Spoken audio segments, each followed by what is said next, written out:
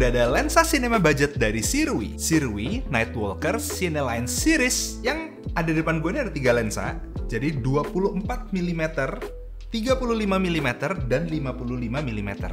Semuanya ini adalah T1.2. Pertanyaannya, kenapa disebut budget? Karena emang harganya tergolong murah. Yang gua pegang ini harganya 5.999.000 alias 6 juta kurang dikit. Dan ini warnanya silver. Kalau kalian beli yang warnanya hitam, harganya sedikit lebih murah, yaitu 5.299.000. Beli secara set juga bisa. Untuk yang silver harganya jadi 16.999.000 dan yang hitam harganya jadi 14.999.000. Harga yang sangat menarik kalau kalian mau terjun ke produksi iklan digital, film, atau misalnya content creation. Sebelumnya terima kasih buat Fokus Nusantara yang udah kirimin 3 lensa ini dan Canon EOS R7 buat kita cobain dan review gimana performa dari 3 lensa cinema ini. Buat yang belum familiar dengan lensa cinema, biasanya tuh harganya cukup tinggi karena emang kualitas produk yang solid dan jauh lebih solid dari kualitas lensa-lensa fotografi. Lensa cinema tuh butuh kepresisian tinggi dari segi transmisi antar lensa di T-stop yang sama, coating, dan kemampuan parfokal fokus buat lensa zoomnya. Tapi lensa cinema budget kayak yang ada di depan gue ini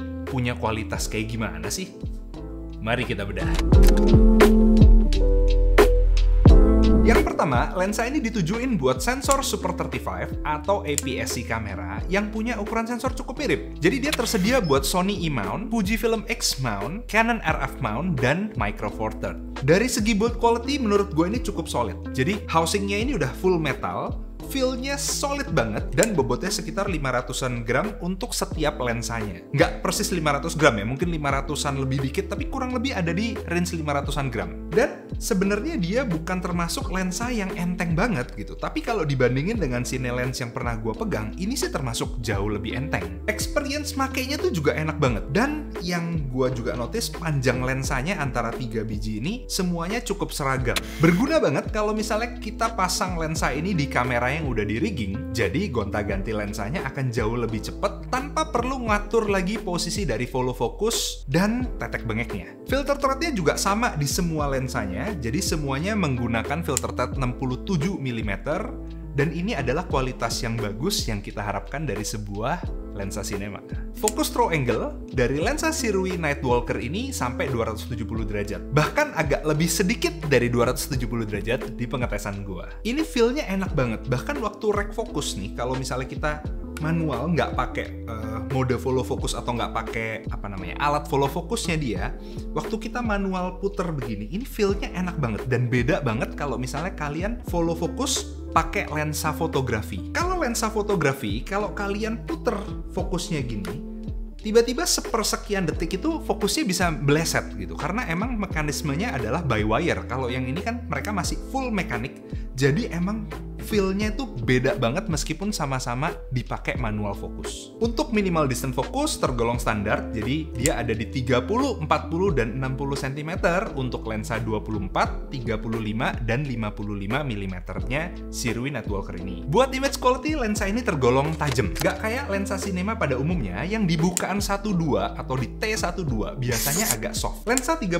mm di bukaan paling gede itu ada sedikit CA yang kita bisa lihat. Dan ini sebenarnya normal banget. Kalau kita stop down ke T1.4, CA-nya akan berangsur-angsur hilang. Di T2, ini udah sangat-sangat terkontrol. Tapi yang harus kalian ingat, lensa cinema ini bukan lensa yang ditujuin buat tajem-tajeman kualitas gambar. Biasanya lensa cinema ini emang dipilih karena karakternya dia, dan supaya kita bisa ngasilin gambar-gambar yang terlihat cinematic.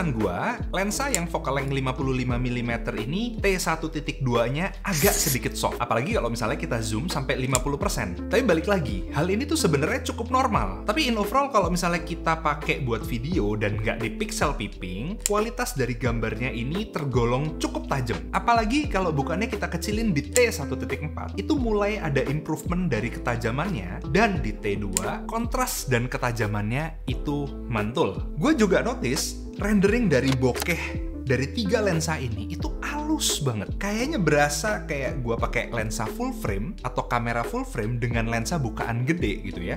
Dan emang kualitasnya itu gue suka. Tapi ini subjektif banget ya, karena ada orang yang suka bokehnya muter, ada orang yang suka bokehnya halus, dan kalau gue pribadi, gue suka dengan karakter lensa yang bokehnya halus kayak gini, mulus, dan nggak ada hal yang cukup mengganggu. Di 3 lensa ini, gue mendapati bahwa ada focus breathing, tapi agak minimal. Di focal length 24mm dan 35mm-nya, focus breathing-nya ini sebenarnya masih terkontrol. Ada dikit banget, tapi in overall masih cukup aman. Untuk lensa yang 55mm-nya ini, fokus breathing-nya agak lebih kelihatan daripada kedua lensa ini. Ada sedikit feel zoom in dan zoom out yang dihasilkan dari focal length 55mm ini. Tapi in overall kalau misalnya kita bandingin dengan lensa lain, lensa foto misalnya, fokus breathing-nya ini masih tergolong cukup terkontrol.